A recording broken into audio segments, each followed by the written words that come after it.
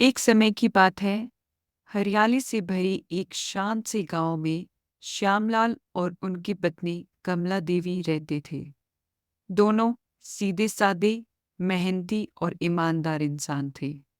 उन्होंने अपनी पूरी जिंदगी मेहनत करके बिताई थी और अपने बुढ़ापे के लिए थोड़ी सी जमा पूंजी जोड़ रखी थी। श्यामलाल और कमला देवी का एक बेटा था, रोहित। रोहित की शादी कुछ साल पहले नेहा नाम की लड़की से हुई थी। शुरू में नेहा बहुत मीठी और समझदार लगती थी, लेकिन धीरे धीरे उसके असली रंग सामने आने लगे। नेहा बहुत लालची थी। उसे जो मिलता वह कभी उससे खुश नहीं रहती। आज गहने चाहिए, कल नए कपड़े, परसों किसी रिश्तेदार की तरह बड़ा घर चाहिए। वह अक्सर कमला देवी से कहती, माँ, देखो, शर्मा जी ने अपनी बहू को क्या क्या दिया है। हमारे पास तो कुछ भी नहीं है। कमला देवी मन ही मन दुखी होती, लेकिन घर की शांति के लिए कुछ कहती नहीं थी। नेहा यहाँ नहीं रुकी। वह अपने पति रोहित पर भी दबाव डालने लगी। तुम अपने माता पिता से कहो कि जमीन हमारे नाम कर दे। अब उन्हें पैसों की क्या जरूरत है। रोहित अंदर से बहुत परेशान रहता, लेकिन माता पिता के सम्मान और पत्नी की जिद के बीच फंसा रहता। समय बीतता गया और नेहा का लालच और बढ़ गया।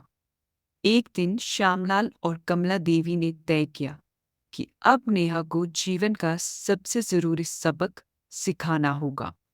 उन्होंने नेहा को अपने पास बुलाया और बहुत प्यार से कहा, बेटी, हमने सोचा है कि हम अपनी जमा पूंजी और संपत्ति बच्चों में बांट देते हैं। तुम्हारा भी इसमें पूरा हक है। यह सुनते ही नेहा की आंखें चमक उठी।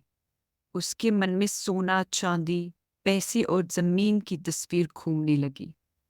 अगले दिन श्यामलाल ने नेहा को एक भारी सा थैला पकड़ा दिया और बोला, बेटी, यह तुम्हारे हिस्से की संपत्ति है। नेहा ने जब थैला खोला तो उसमें पत्थर भरे हुए थे। नेहा का चेहरा गुस्से से लाल हो गया। उसने थैले को जमीन पर पटक दिया और चिल्लाकर बोली, आप दोनों ने मेरी बेइज्जती करने की हिम्मत कैसे की।